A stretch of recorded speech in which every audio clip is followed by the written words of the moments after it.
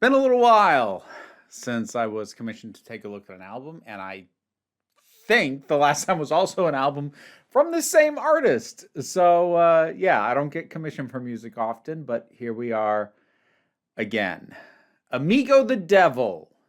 Everything is fine. Now, this one is an earlier album from the one I looked at last time. I say last, I don't mean like last video. I mean last time I've talked about this artist. And while after reviewing that first one that I listened to, I found him very intriguing, very thoughtful, very dark. I will admit to not having listened to any more of his stuff from there because, I mean, it's heavy. I feel like trying to sit down and listen to an Amigo the Devil album is a bit like trying to sit down and read a Cormac McCarthy book. You got to prep yourself for that, and like if you're not in the right headspace, it might mess you up. So that is certainly still true here. It dark music is always an interesting thing because I think a lot of folks when they think dark music, I think there's an inclination to think sort of over the top dark, like black metal or something. But like you can have a more low key sound, and not that all of his stuff is low key, but you can have a low key sound and still bring some real darkness to it. I think I compared the previous album of his that I listened to, Born Against. That's what that one was. I think I compared Born Against to Tom Waits a fair bit. And there's still some of that here, although the overall presentation feels like it's got a little bit of Johnny Cash in there as well. So, oh boy, I'm not going to go through every track because not every track did all that much for me or to me. And also, like, I'm not a music critic. I mean, I don't really feel super qualified discussing a lot of this stuff.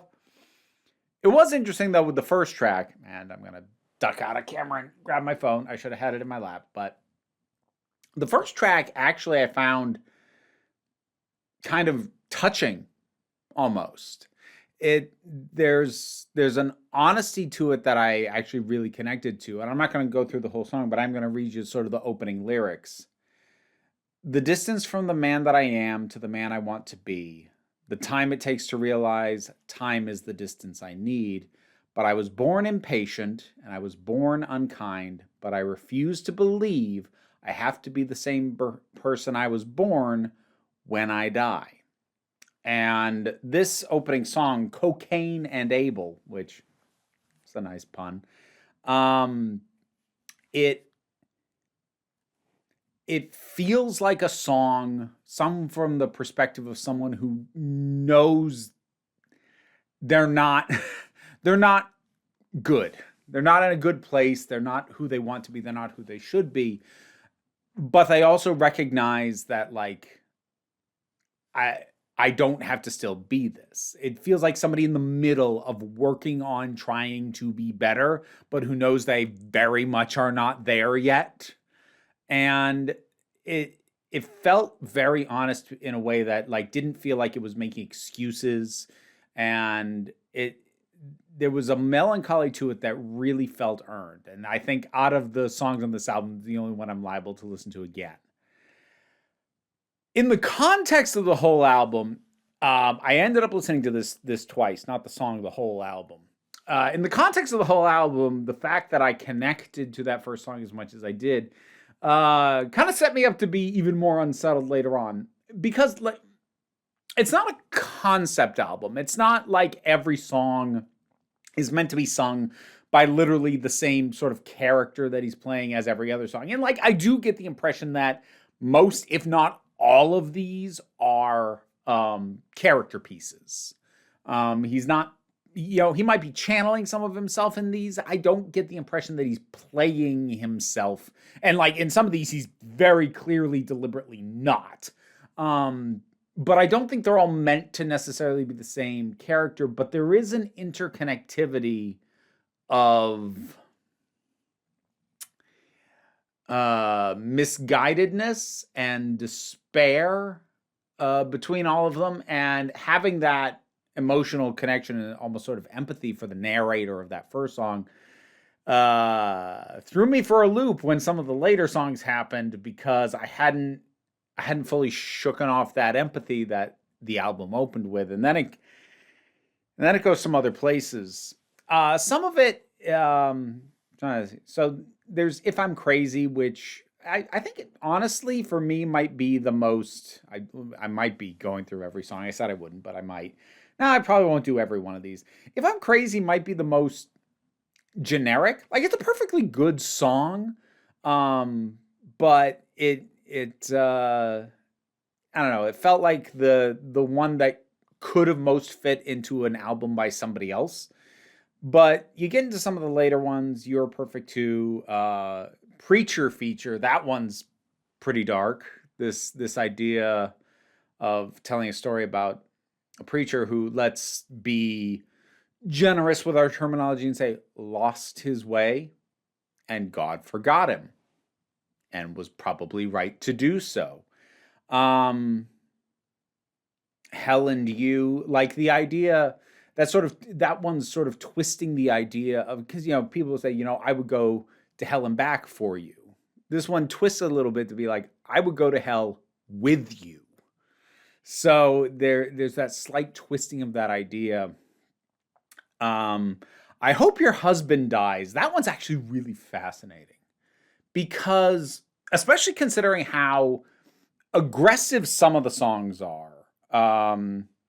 Some of the later songs are a bit, they hit their notes pretty harshly. But what I like about "I Hope Your Husband Dies" is the notion is as low key as that title. Like, this is not somebody plotting. This isn't even somebody actively wishing for it, but this is somebody who looks at a connection they could have had that they missed, that they feel they missed. Um, and just sort of quietly hoping, like, "Oh, I hope he dies. I hope he dies, and maybe then I'll get my chance." Now, if you're paying attention, that is kind of while it is very low key and very passive, that is ultimately still this kind of toxic masculine way of viewing relationships, because it's this idea of, "Oh, well, you were mine, but somebody else swooped in." Like, what does she want, though? Did she actually want you? How certain are you of that? Even if she did then, would she still now? Do you care? Do you feel entitled? And if you ever find yourself asking those questions, wondering, like, does Amigo the Devil realize he's dipping into that? I'm going to comfortably say yes. Yes, he does. He is very aware, because some of the later songs, so like there's "Hungover in Jonestown," which that one's a ride. But okay, so the one the one I really kind of want to land on, "The Dreamer." "The Dreamer," which is towards the tail end. There's actually quite a few songs on this album. Hang on. 1, 2, 3, 4, 5, 6, 7, 8, 9, 10. This is a 16-song album. They're not that long, though. It's under an hour.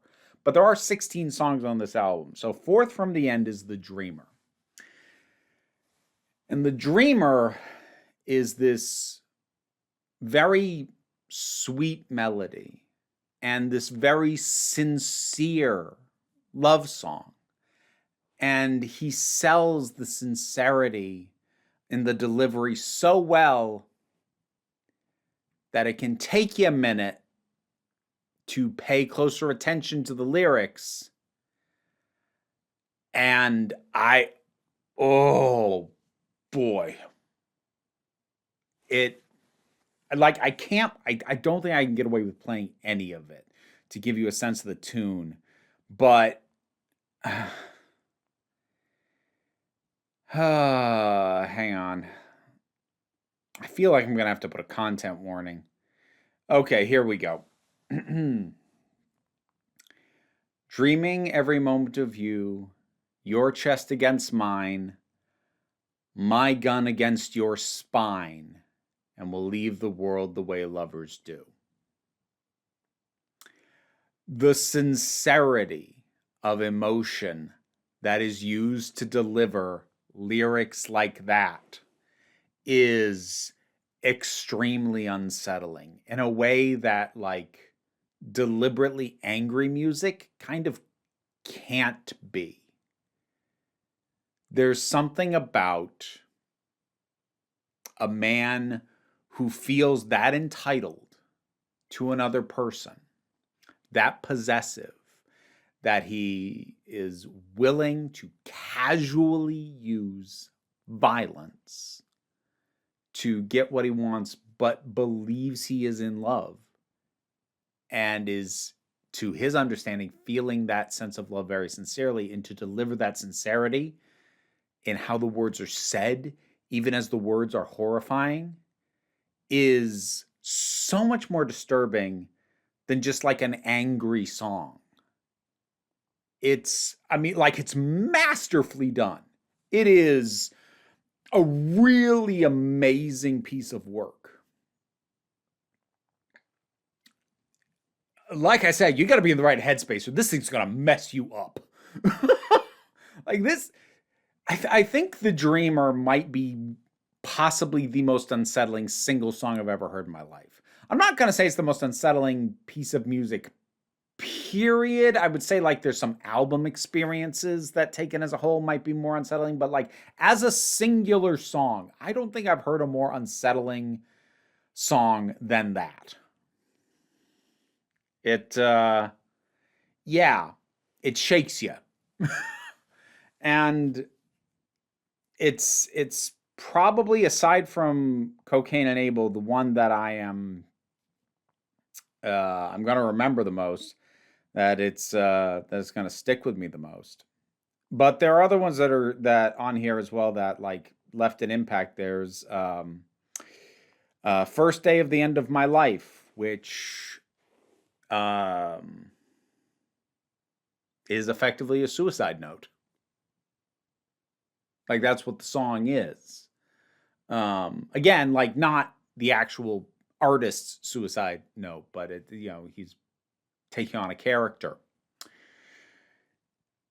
And again, there's what's I think something that's really impressive about Amigo the Devil is how well he inhabits these narrators and seems to really care about bringing across not only who they are, but who they believe themselves to be.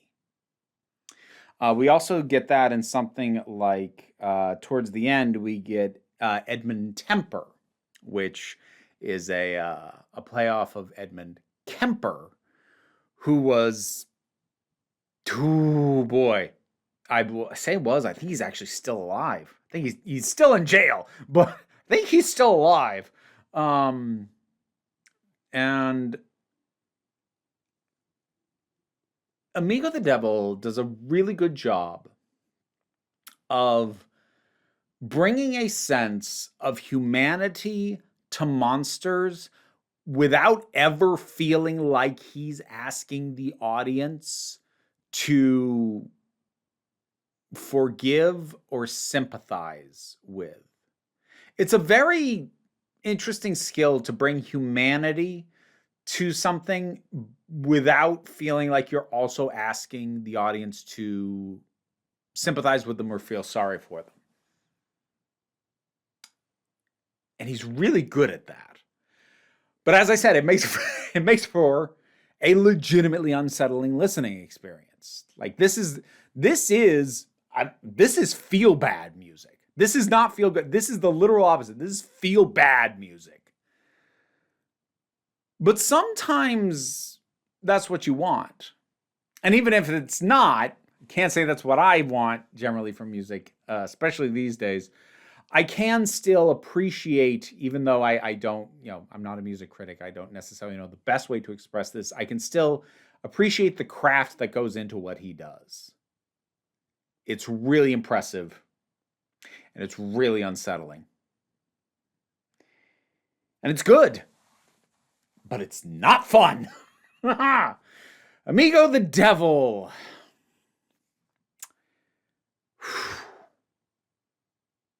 I'd be curious to meet him in real life, because I like, part of me like almost wants to bet. I bet he's real pleasant. Because I like, I'm not gonna make a claim that this is true, but I almost feel like you kind of have to be.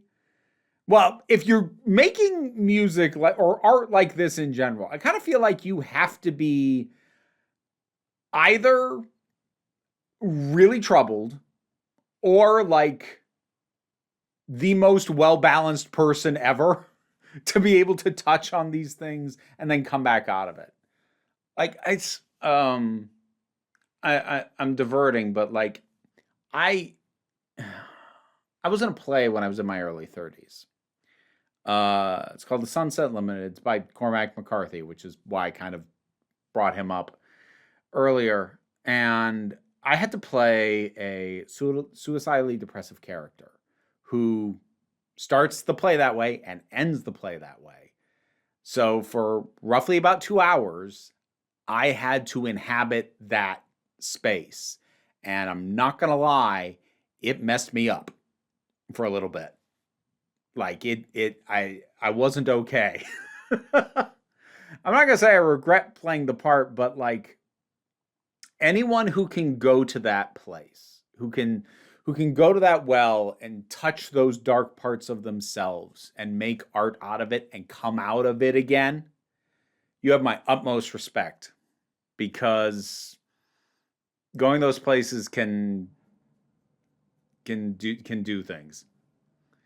And I don't mean like you're a bad person. And like I said, I say it messed me up. It's not like permanently. I'm not traumatized because I was in this play, but like it was coming out of that space was harder than I would have liked it to be.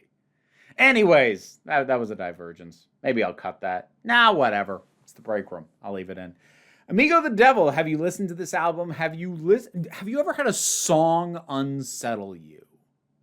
Whatever your thoughts are on any of this, drop something down in the comments. Let's talk about it. Patreon pays the bills continuously. It pays, like, subscribe to the Patreon, please. It pays the bills, and it's how I was in fact commissioned to take a look or take a listen to this album. But don't worry too much about it. Even as we deal with unsettling stuff, we take a relaxed attitude around here. So just come on back next time you need a break. And now to thank my highest supporting patrons: Robin Moore, Goddess Elida, Zubin Lotfula, Welsh Wrestling Geeks, Alistair McPherson, Oliver B., Melissa Pedersen, Movie Turtle, Ulrich Bogdan, Loki Eris, Melinda Walters, Auntie Kate 808, Becky Sparks, Fernabi Likes the Poodle, Tracy Scrabbit, Angry Casperel, Dave Hall, White Bearish, Rosalind Bennett, Adam R.D.L. Taylor, Pal Barabajoggle, Mira G, and Sir Didymus is my favorite.